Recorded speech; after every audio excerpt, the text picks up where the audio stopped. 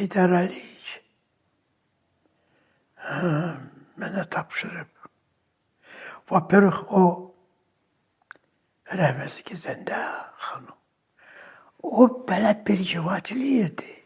Heydər Əliyev вообще belə möhkəm kişidir, o вообще rukovodитель belə şey. Amma belə həvəs ala bilmir. Danışa bilmirdi. Tak bir cıvatil olub. Çox. Amma bilirdi o xəstədir. Bilmirdi belə tez olacaq. Belə birdən fotoqraf çox bir cıvatildi. Çox. Mən hələ gözləmirdi heç. Bu belə möhkəm adam belə həvəs ala bilmirdi.